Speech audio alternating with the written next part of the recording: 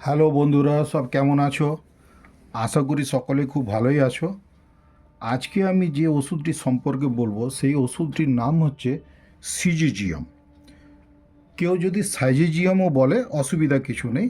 Syzygium জ্যাম্বোলেনাম এই ওষুধটি কিন্তু সুগারের ক্ষেত্রে খুব ভালো কাজ হয়।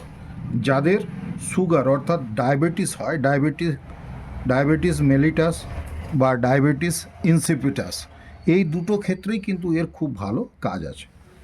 কিন্তু আমাদের হোমিওপ্যাথিক ওষুধ দেবার সময় আমি প্রত্যেকটি ওষুধের ক্ষেত্রে আলোচনার সময় বলেছি যে আমাদের কিন্তু সিমটমস দেখে কিন্তু দিতে হবে। তার কি সিমটমস আছে তার উপরে বেস করে কিন্তু আমাদের ওষুধ দিতে হয়। এমনি এটি ইন জেনারেল সুগারের অর্থাৎ ডায়াবেটিসের ক্ষেত্রে খুব ভালো ওষুধ বলে আমাদের হোমিওপ্যাথিতে এর পরিচিতি, এবং এই ওষুধটি খুব ভালো কাজ করেও। আমি নিজেও বহু পেশেন্টকে দিয়ে আমি উপকার পেয়েছি। কিন্তু এটি দেবার আগে যদি একটু সিমটমসগুলো মিলিয়ে নেওয়া যায় তাহলে খুব ভালো হবে। সিমটমস কি থাকবে? এই পেশেন্টের জল পিপাসা খুব বেশি থাকে, জল পিপাসা খুব বেশি থাকবে। এমনি সুগার পেশেন্ট মাত্রই জল পিপাসা বেশি থাকে, তবে এর ক্ষেত্রে সেটা আরও রিমার্কেবল হবে আর কি, বারে বারে জল খেতে চাইবে। আর এর যে ইউরিনটা পাস করবে, ইউরিনের মধ্যে প্রচণ্ড ধরনের সুগার অর্থাৎ গ্লুকোজ সেই ইউরিনের মধ্যে প্রেজেন্ট থাকবে। সেই ক্ষেত্রেও কিন্তু এই ওষুধটি খুব ভালো উপকার দেবে। এটি বেশিরভাগ ক্ষেত্রেই মূত্র ত্যাগ যখন করে অর্থাৎ ইউরিন পাস যখন করে সেই এরিয়াতে, সেই জায়গাটি যদি ভালো করে লক্ষ্য করে পেশেন্ট দেখতে পাবে খুব ফেনাযুক্ত তার প্রস্রাবটি হবে, খুব ফেনাযুক্ত। এবং বারে বারে ইউরিন পাস করার জন্যে এমনও হতে পারে ওই ইউরেথ্রাতে তার হয়তো একটি ক্ষত, জখম টাইপের কিছু হয়ে যাচ্ছে, এইরকমও একটা সিমটমস পেশেন্ট কিন্তু আমাদেরকে বলতে পারে। এবং সেই যে জখম বা ক্ষতটি ছোট ছোট লালচে ফোঁসার মানে ওই ফোঁড়া ফোঁড়া ঠিক বলা যাবে না, ছোট ছোট দানা মতন লাল, এমনি ওটাকে ভেসিকুলার ইরাপশন আমরা বলি আর কি। তো ছোট ছোট দানার মতন এরকম লালচে দানা হয়ে থাকবে এবং সেই জায়গাটিতে চুলকবে। এই রকম ক্ষেত্র হলে এই যদি সিমটমসগুলো, লক্ষণগুলি পাওয়া যায় পেশেন্টের মধ্যে, তাহলে কিন্তু আমরা এই সিজিজিয়াম জাম্বোলিনাম এই ওষুধটি আমরা কিন্তু ব্যবহার করতে পারি।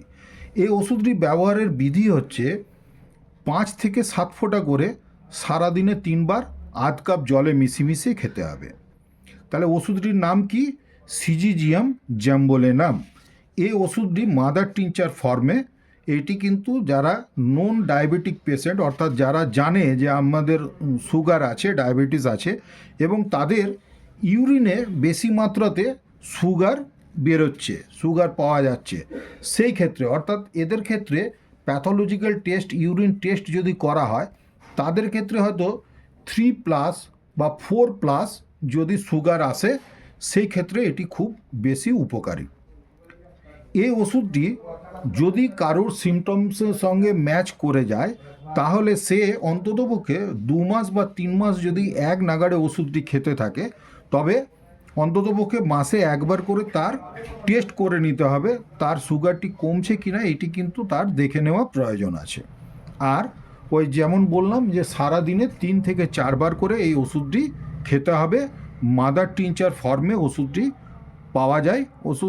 সেই ওষুধটি কিনে একটি যে কোনো ভালো কোম্পানির, তাতে ইন্ডিয়ান হোক বা জার্মান হোক তাতে কোনো অসুবিধা নেই। ইন্ডিয়ান যেমন এসবিএল আছে, হ্যাপকো আছে, জার্মানের ডক্টর রেকোয়েগ আছে, সোয়েব আছে, হ্যাঁ, এই ধরনের যে কোনো একটি ভালো কোম্পানির ওষুধ খেয়ে প্রাথমিকভাবে দেখতে পারেন এবং এই ওষুধটি হয়তো খুব ভালো কাজ দেবে।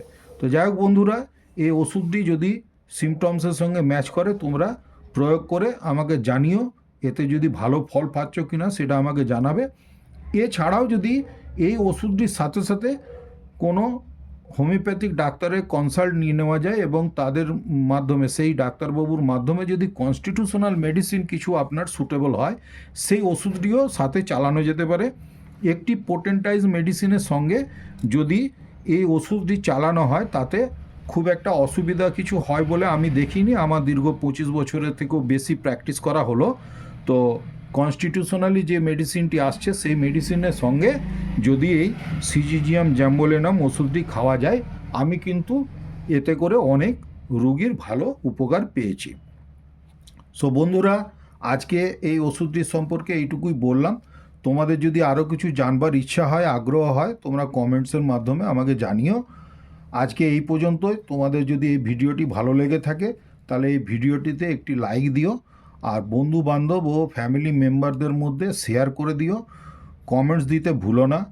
আর আমার চ্যানেলে যদি নতুন হয়ে থাকো সাবস্ক্রাইব করে নেবে, আর বেল আইকনটি যদি অন করে রাখো তাহলে আমার এই ধরনের এডুকেশনাল ভিডিও যখনই আমি পোস্ট করব তার নোটিফিকেশান পাবে। সো এই বলেই আজকে আমি এই ভিডিওটি অফ করছি। আগামী দিনে আবার এ ধরনের ভালো ভিডিও নিয়ে আসবো। ততক্ষণ পর্যন্ত তোমরা সবাই সুস্থ থাকো, ভালো থাকো। ধন্যবাদ।